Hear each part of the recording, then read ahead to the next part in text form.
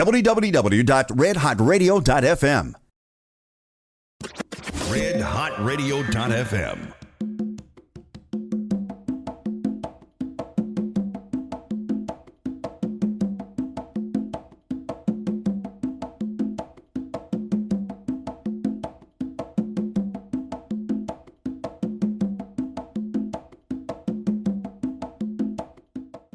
My name is Arikana Chihombori-Quao.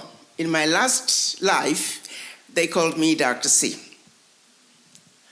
I wondered why a wise woman by the name of Her Excellency Nkosazana Dlamini Zuma would think that a woman like me, a medical doctor with zero experience in diplomacy or politics for that matter, would be chosen to be the ambassador to the African Union here in the Americas.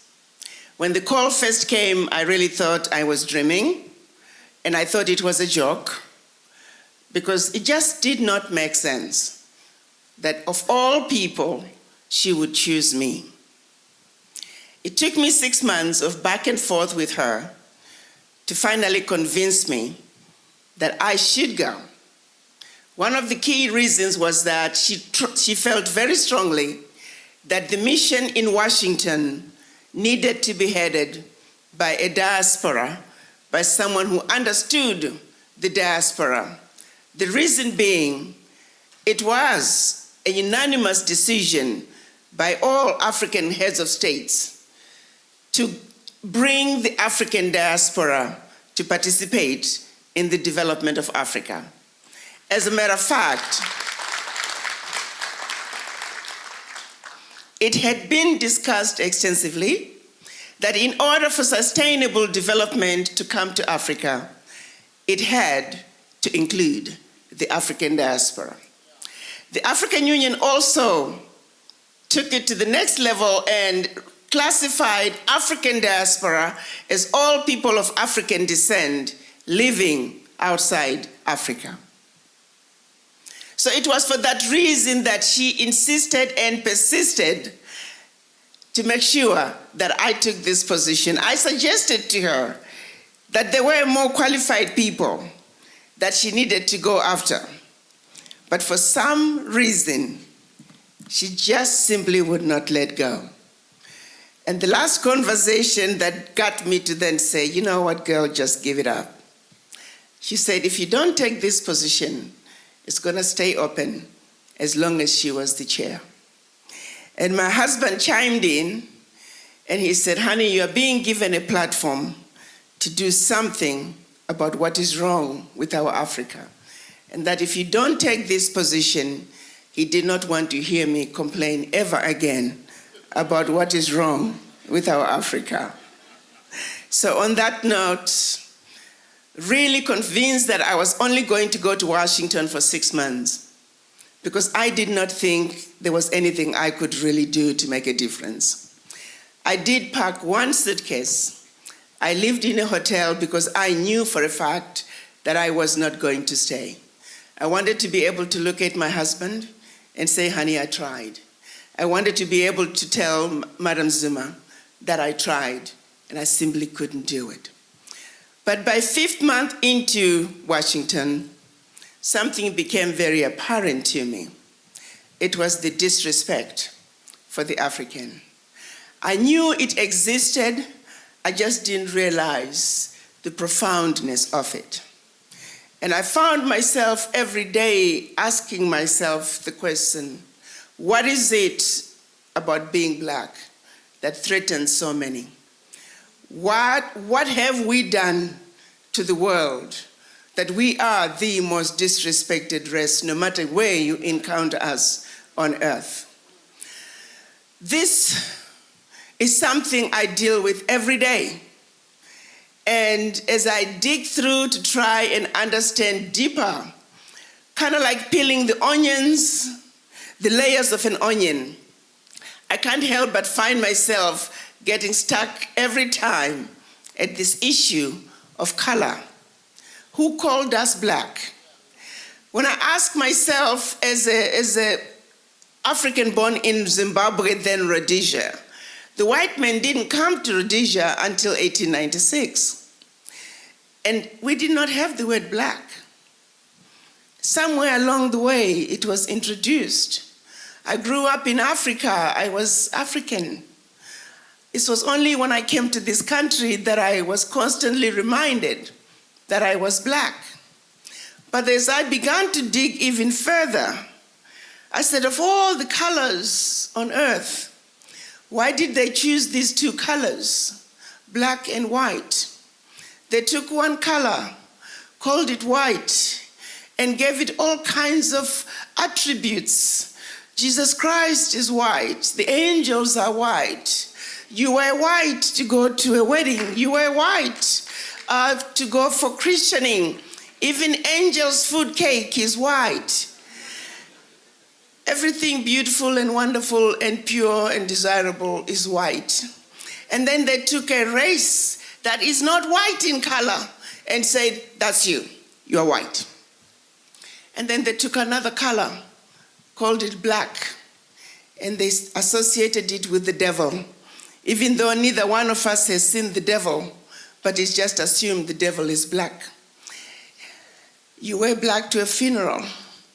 I often say I've never seen a bank robber wearing a white mask to rob a bank. All the villains in movies are always black. Even those who commit mass murders, they wear black. Even devil's food cake is black. And then they took a race that is not black and said, you all are black. And we as black mothers, we're struggling to raise our children in our homes, and we tell them as often as we can that you're black and you're beautiful.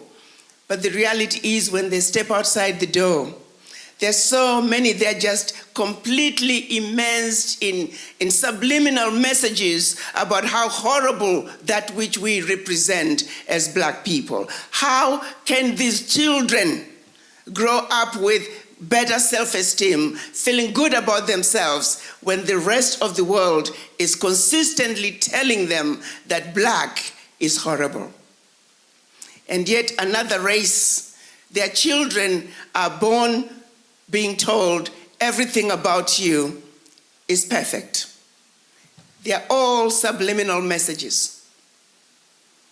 No matter how hard we try, white people automatically know they're superior, because they are just immersed in everything that is wonderful about the color that they represent. The question is, we have never questioned it. We were just told. How do we begin to address that? Think about it, guys. We were just told you're black, and everything to do with black is bad and undesirable. So how can I only be the only thing that is desirable when everything else that represents me is bad? We have never questioned it. That was a lie. That was a lie.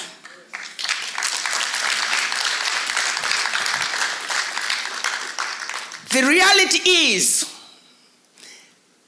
I ain't black and they ain't white. It was a lie that was put forth to see to it that we never feel like we amount to anything. That we feel inferior and they feel superior.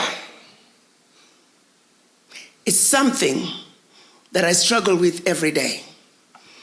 And it goes to the core as to why we, black people, are the most disrespected race on earth. It goes to the core of why we have been able to percolate this generation after generation. Nobody has to teach us. We just know we are inferior. We enter this world feeling inferior, and then everything subliminally is just reinforced that you're black, you're no good. That is why when they run into you, our men, into the alleys, the tendency is to run. When you are walking on the same side of the street with them, they change the side. Because because they're told that which you represent is undesirable, is scary. How do we change that?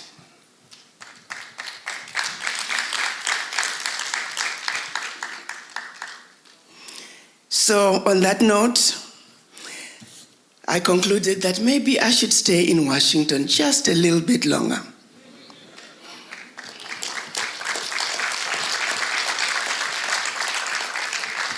To be the voice for the 1.27 billion on the continent, to be the voice for the over 400 million black people around the globe. We must speak our truth.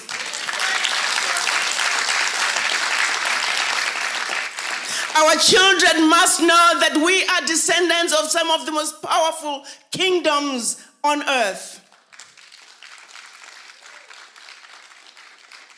Our colonizers, when they came to Africa, they found us with some of the most advanced educational systems that they emulated. They found some of the most advanced artwork that they picked and took to their countries because they did not have what we had. And because we were so advanced than they were, they sought out to destroy everything that we had. They copied what we had and took it with them back to their Europe. And they did everything they could to destroy everything that could remind us of who we once were. Amazing, powerful kings and queens. Amazing, powerful kingdoms. They proceeded to put us through a process of degrading us through slavery. As if that was not enough, after slavery, quote unquote, ended, which it never really ended, they proceeded with colonization. You see, you got to understand the manner in which they were coming into our Africa was haphazard. Everybody was rushing in to take over whatever they could get. And like I often say, pretty soon they were getting ready to fight each other over how to distribute that which they would have stolen from the continent.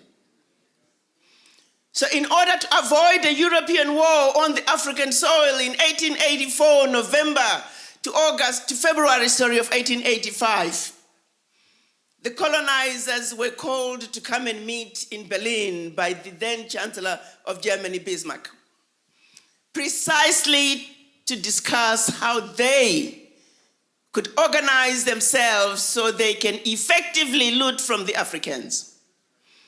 They also met in order to organize themselves so they can see to it that Africa and her children are forever defeated and dominated. May I repeat that?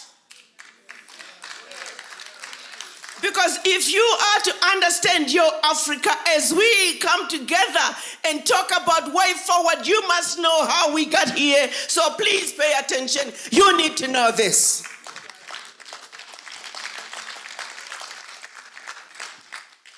They got together to organize themselves so they can strategize to see to it that Africa and her children are forever defeated and dominated. 135 years ago, fast forward, nothing has changed. The plan remains in place. They chopped up your Africa into the tiny little economies that we see today. Economies designed to see to it that they will never survive on their own. We got 43 different currencies in Africa. Borders that take 2-3 days to cross. Languages. We were assigned, different countries were assigned to different colonizers who spoke different languages. The more powerful a kingdom was, the more countries that came out of it, the more languages that came out of it for maximal destruction. Give it a generation. The people who were once one did not know each other. It was all by design. And to bring it a little bit home, once a friend showed me a photograph There were a group of women on one side selling their tomatoes and vegetables and everything else. And about the other end of the wall, there was another group of women doing the same. And the brother said to me, Ambassador, what do you see? I said, oh, I see a road. He said, no, that is a border. When the women on this side of the street run out of tomatoes, their guests, their customers, who are looking at tomatoes on the other side cannot walk across to buy those tomatoes because that is a border. They need a visa. Thanks to the Berlin Conference. That's how bad the situation is. A brother of mine who manufactures tiles, some of the best ceramic tiles in Egypt, he once told me, he said, my sister, I sent my tiles to Italy. And the Italians renamed them Italian tiles. And my African brothers and sisters are paying for the same tiles 20 to 30 times the cost when they buy them from Italy, thanks to the Berlin Conference. My brother cannot sell his tiles from Egypt to the rest of the continent because of the currency. It all boils down to the Berlin Conference. At every level, isn't economic growth measured by output? Increased output from one production cycle to the other. If you have to buy your tiles from Egypt at 20 to 30 times the cost, how much of a profit could you possibly make? None. Mozambique, which produces oil, the oil has to go outside Mozambique, outside Africa, only for Zimbabwe next door to buy it back. Now multiply that one item after another. And all this is going on because of the Berlin Conference. As if that wasn't bad enough. Just total chaos. Break up the people. Create unsustainable conditions. 1958 to 61, supposedly they were giving us our independence. France did something absolutely deplorable. They said, if you want your independence, you gotta sign this piece of paper. We are calling it the Pact for the Continuation of Colonization. They could have tried and give it a different name, but just putting it out there. We're gonna continue colonization in a different format. And you got to sign it, and if you don't sign it, there'll be consequences. Well, there were two countries that said, you know what, France? No. It's time for you to pack your bags and go on home. That was Guinea and Mali. In their disgust and disbelief, they could not understand why an African country would not want to be affiliated with France. How dare you?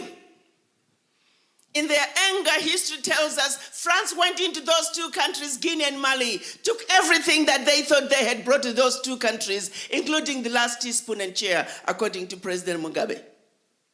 They proceeded to pour concrete into the sewage pipes, completely devastating the two economies. Also, another way of showing the other francophone, and I hate using that word. There is no such thing as francophone.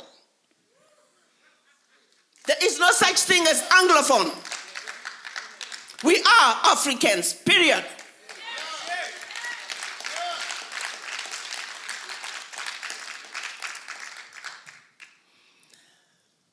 It was another warning to other countries that if you dare go against the French, this is what was going to happen to you. The then newly appointed president of Ghana, Kwame Nkrumah, in his efforts to help those two economies, created the first ever known union of any African states, Ghana, Guinea, and Mali.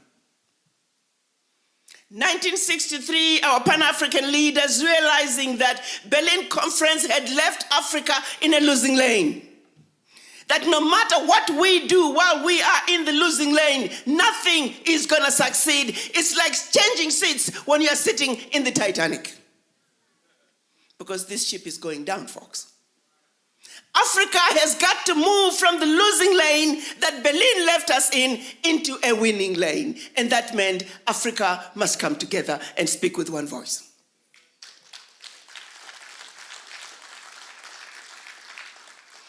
1963, our Pan-African leaders got together to discuss the coming together of a continent.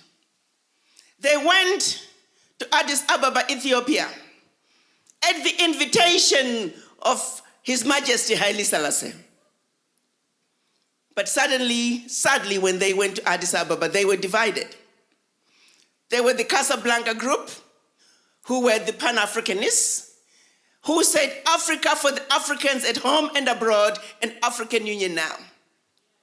They understood that that was the only way Africa could take its rightful place on the world stage, only when we are united, not as 55 different countries.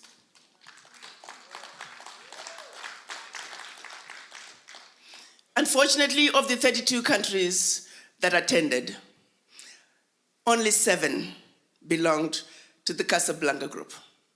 The Casablanca group was Ghana, Guinea, and Mali, Egypt, Morocco, Algeria, and Tunisia. The rest were the nationalists, the Monrovia group. They said, let's go slow.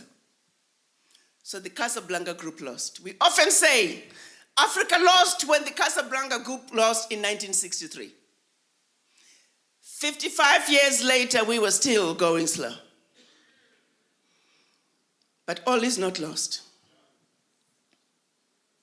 But before I go to the 2018 decision, let me remind those of you who may not have listened to my videos, the document that France made the African countries sign, the Pact for the Continuation of Colonization. Allow me to highlight a few of the items on the document. The document precisely and clearly stated that you Africans do not know how to manage your money. You shall deposit 85% of your bank reserves with the French Central Bank under the control of the French Minister of Finance.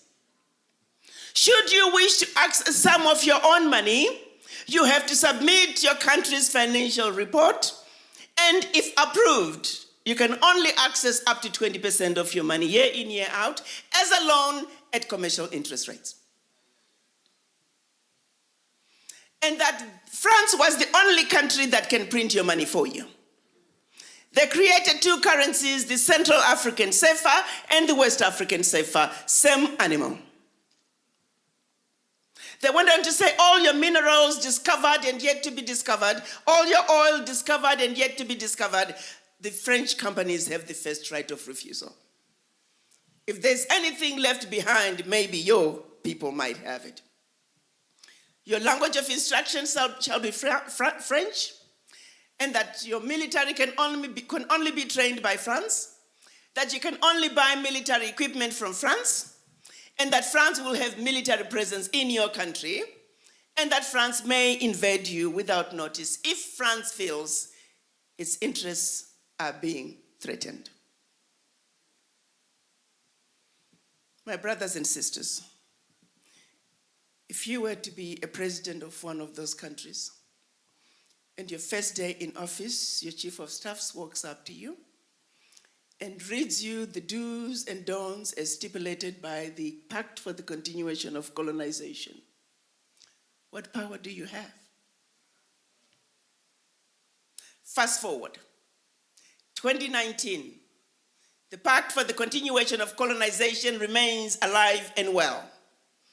Unchallenged, today France is taking over $500 billion out of Africa year in and year out. The latest numbers are saying for every 14 billion France takes out of Africa after investing it in the French stock market. By the way, when they collect the 85% of your bank reserves, they pull all that money together, they invest it in the French stock market under the French name. And the countries may or may not know the returns. So for every 14 billion that France takes out of Africa, by the time they finish investing it in the French stock market, they are recognized upwards of $300 billion. So in actuality, France is taking out of Africa trillions of dollars year in and year out.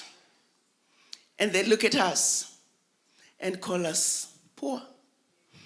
They they want to know why these Africans are not developing themselves. One of my brothers told me, he said, "Oh, Ambassador, if you go to some of these oil companies and some of these mines, past a certain point, only white Frenchmen are allowed." This is your Africa, my brothers and sisters. They want to tell you that there's corruption in Africa. I am not disputing that. They tell you about $40 to $50 billion is getting out of Africa every year from corruption. I give it to you. But you got to understand, corruption is a team sport. Don't just tell me about the monies coming out of Africa. I want to know where those billions are going. But also I like to think I'm a smart black woman. There are two thieves. There's a thief with a briefcase with $50 billion and a thief with a briefcase with $500 billion. You want me to go after the thief with $50 billion and completely disregard the one with $500 billion? I don't think so.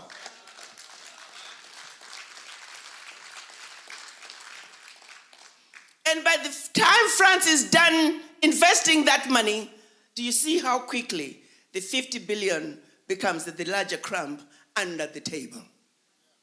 So they want to put that wool over your eyes so you stay under the table fighting each other, so you never talk about what is going on the table.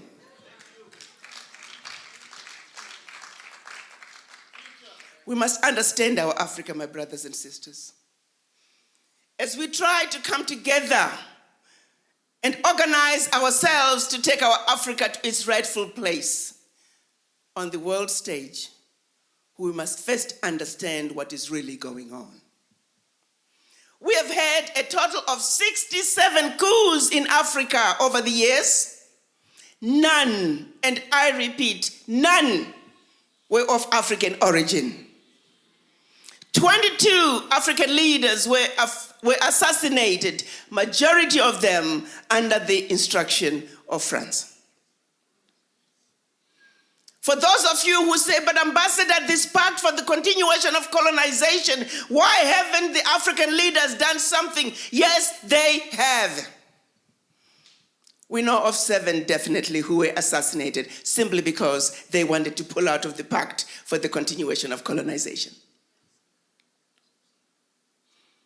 Now they don't do coups anymore. They just create conflicts in the countries.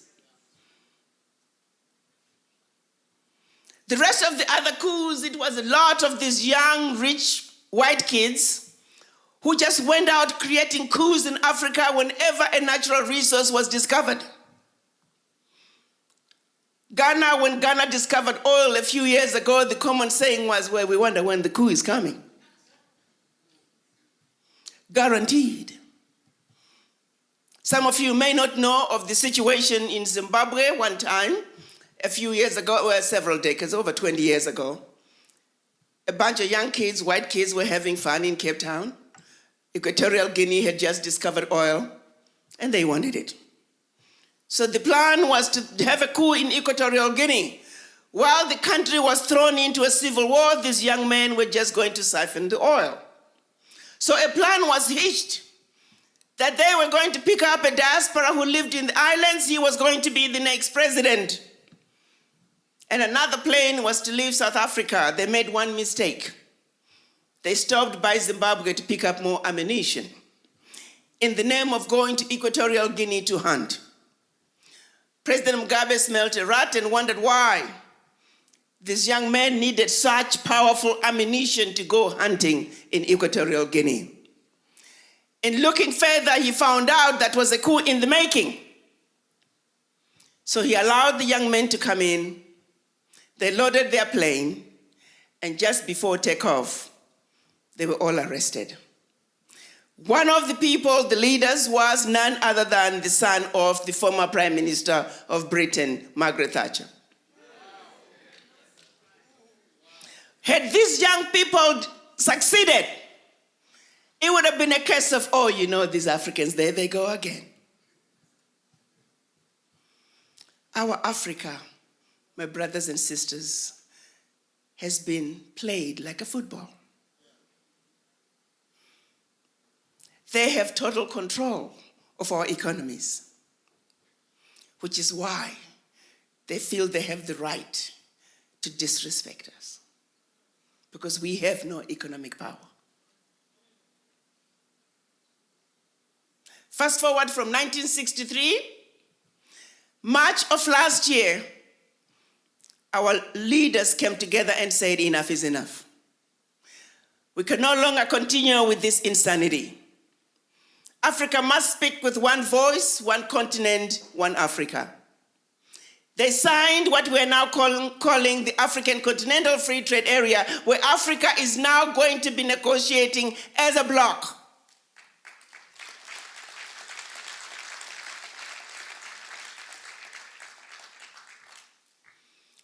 There are many who doubted us. They said this African Continental Free Trade Area is never going to work. Ratifications take a minimum of 5 years each. And you're talking about ratifications of 22 countries? It's never going to happen. It's going to be a piece of paper in a drawer. I sat and listened to the insults July last year. Blatantly spoken. It's never going to happen. Forget it. Well, guess what, my brothers and sisters? Exactly 14 months later, April this year, the 22nd ratification was deposited to the African Union.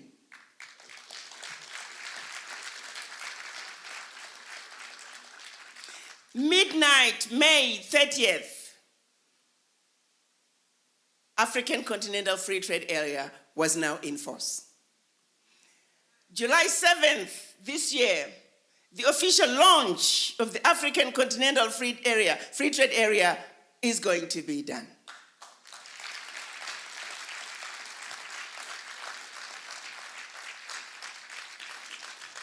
And 6 to 12 months from the 7th of July, trading as Africa is going to begin.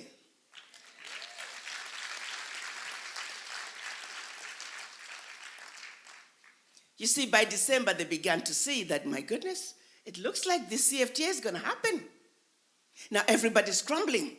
How are we going to get involved with Africa? How are we going to engage ourselves? Last year, we saw the largest number of embassy applications ever in the history of Africa. Many countries with multiple applications, because everybody is trying to now take a position about the sleeping giant who is rising.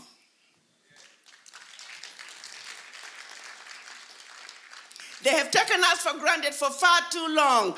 Time is up. But you know what saddens me? While the rest of the world is strategizing on how to get into Africa, the children of Africa are still sleeping. The children of Africa are still sleeping. We're still listening to their voices that are telling us, your Africa is a diseased and dying continent, don't go there. That your leaders are corrupt, they'll take your money, don't go there. 2017, President Trump was addressing the African leaders.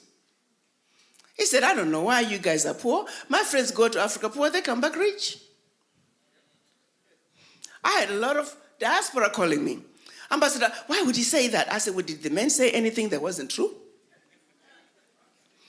The question you should be asking me is, Ambassador, how can I do that too? They are telling you not to go to Africa when they're running to Africa for their needs. The African heads of states are very clear about one thing, and I am going to say this because it's important that you all know this.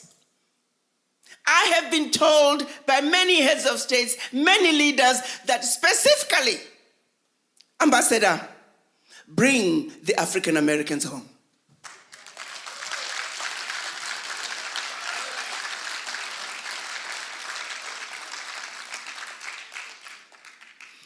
We are now getting ready to enter the implementation phase of the African Continental Free Trade Area. The African Union is very clear about one thing: Africa for the Africans at home and abroad, period.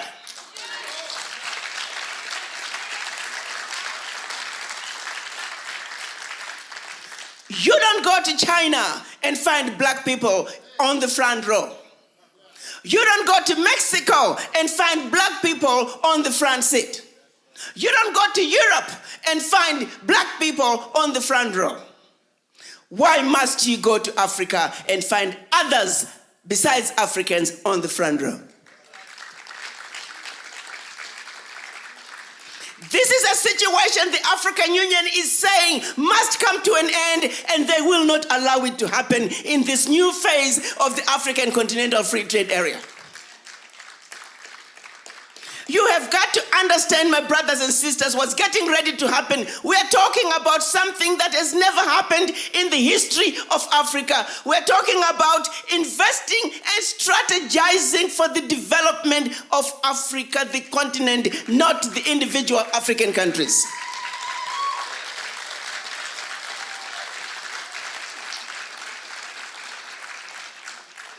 What I'm saying, my brothers and sisters, and listen to me clearly. We are in the makings of this plan. We are in the makings of this plan. That means there are players that need to be on the table. The African Union is saying only the children of Africa can be on this table. Plain and simple.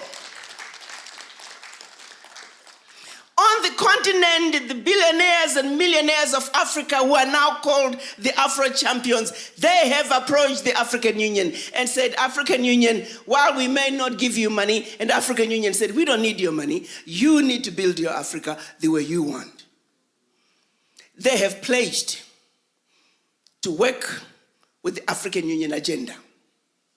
The African Union agenda, for the purposes of the African Continental Free Trade Area, 2 priority areas: infrastructure, that's roads, bridges, ports, seaports, and airports, and agro-processing.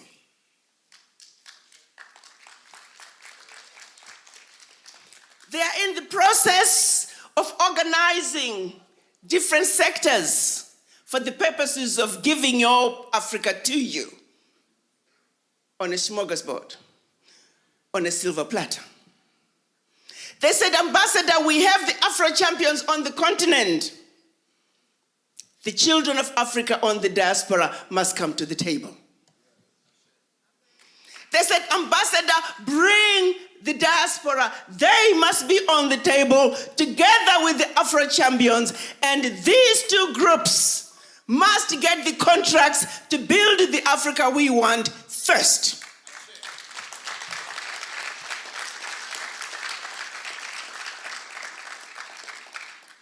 They said, this is a new baby that we're trying to raise together.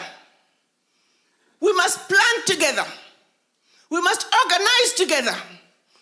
This has never been done before. The expertise that is needed on the continent is in the diaspora. They're saying, Ambassador, this will be a painful thing if we have to give contracts to non-Africans because the Africans are missing in action. So it is, my brothers and sisters, that I'm running around this country like a chicken without a head. I'm on a mission to let every diaspora that must know that Africa's doors are swinging wide open, that the railway from Cape Town to Cairo must be built, that the highway from Ghana to Djibouti must be built. The question is, who is going to build it?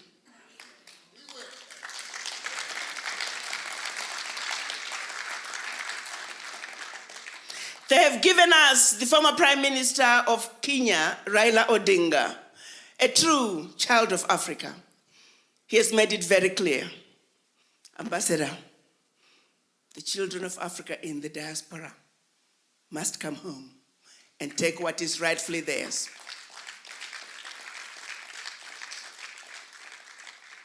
Another head of state put it very nicely as well. He said, my sister, go tell them that the 40 acres and a mule, forget that.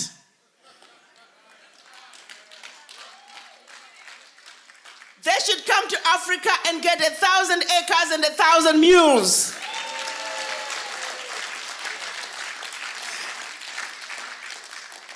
That the world that is Africa's world belongs to the children of Africa and only the children of Africa. The colonizers may have been stealing from us for centuries, but the latest numbers show that they've only taken about 10%. Every day we're discovering more and more natural resources. I want you guys to know that you are inheritors of an amazing continent.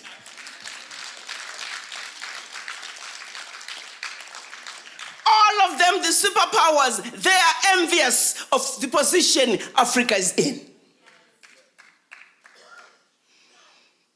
So my question to you, my brothers and sisters, you are inheritors of a continent that has everything and anything the world could ever need. You are in a position to really charter the way forward for you to build the Africa for a change that you want. The DNA that runs in your veins is the DNA of originality.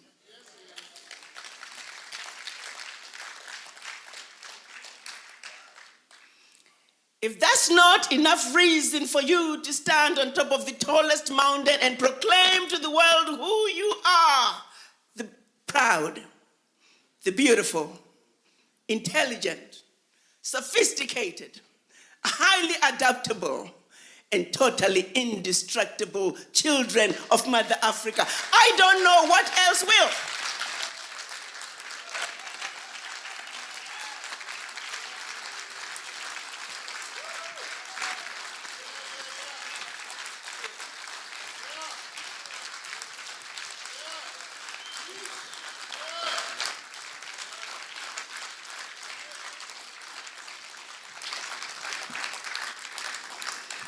Mother Africa is calling, my brothers and sisters. It's time for us to go home. Out of the African Union mission, we have one particular program that I felt I needed to share with you because Brother Olivier insisted that I do so. In order for us to build the Africa that we want, we have to be realistic about one thing. The capacity that is needed to build our Africa is in the diaspora. The brain drain that has occurred over many centuries has got to be reversed. It's not easy to just say, go on home to Africa. It's not that practical. We have to be realistic. I used to take doctors to Africa on missions all the time. And you would find a whole orthopedic surgeon treating an ear infection, a whole neurosurgeon treating pneumonias, because the facilities were not there for them to do what they do. Today, Africa needs 1.2 million doctors. If all the continental African doctors and all African American doctors were to go home to Africa today, we are only going to meet about 30% of the need. So as you can see, no amount of money put into Africa will give us the desired results in healthcare. The same is true in all other sectors. So if the truth be told, what Africa needs is capacity building. So with that in mind, we came up with the idea of building what we are calling the African centers, African Diaspora Centers of Excellence. In these centers of excellence, AKA Wakanda, there is going to be one 1,000-bed teaching hospital for building all the capacity we need in healthcare. There's going to be a university with technical colleges. There's going to be an agricultural farm and agricultural college, hotels for hospitality, the roads, of course, the infrastructure and housing to support the development, Pharmaceutical manufacturing as well. Some of you may not know, but in sub-Saharan Africa, over 50% of drugs going into those countries from outside have zero bioavailability. Our family members are dying thinking they are taking blood pressure medications, diabetic medications, antibiotics, when they are taking chalk, in some cases poisonous substances. This has got to change. These are murderers who are not being held accountable, and they're doing it because they can. We must manufacture our own drugs. There's also going to be a power plant. Everything that's going to be in Wakanda 1 is a regional center of excellence. It's a developmental hub. There will be more hospitals in the region, more hotels, more infrastructure, more power plants, more pharmaceutical manufacturing, more agriculture, all of it built and operated by the African diaspora in collaboration with our brothers and sisters on the continent. There are going to be 5 such Wakanda villages, 1 in each region. This is how we are going to reverse the brain drain. And that means, in order for us to realize Wakanda as a reality, we must come together. We must speak with one voice. We must create a database, a professional database. So when we have the information, we need to be able to message each other. When we need to pass out those contracts, we need to know who you are and what you do. It is for that reason that I'm here today to officially launch the 6th region chapter of Illinois. I could not have thought of a better place to start than Chicago. I am counting on...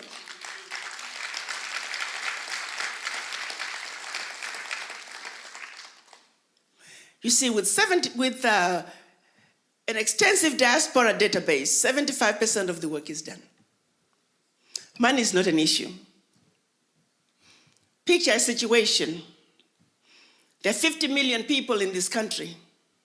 If we just take 1 million diaspora, 50 million diaspora in this country. If we take 1 million and everybody puts in $1,000, that's $1 billion. Can we not do that, folks? It's that simple. So once we organize and create the database, mobilization of funds is a piece of cake. Mobilization of funds is a piece of cake. So I'm counting on all of you to reach out to Brother Olivier and his team. Let's create an amazing database for the state of Illinois. For when the contracts are coming, we want to be able to reach out to you. Mother Africa is calling, my brothers and sisters. I want us to answer that call. Not as 55 different African countries, not as 1.27 brothers and sisters on the continent, not as 400 diaspora in the diaspora, but as one children of one Mother Africa.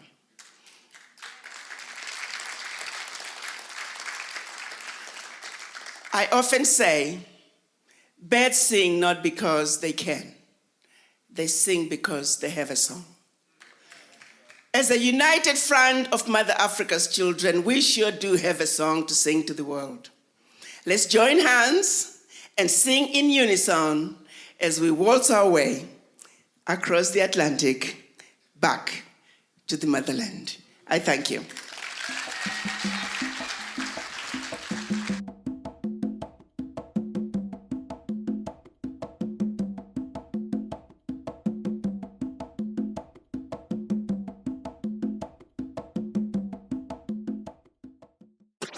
RedHotRadio.fm. www.redhotradio.fm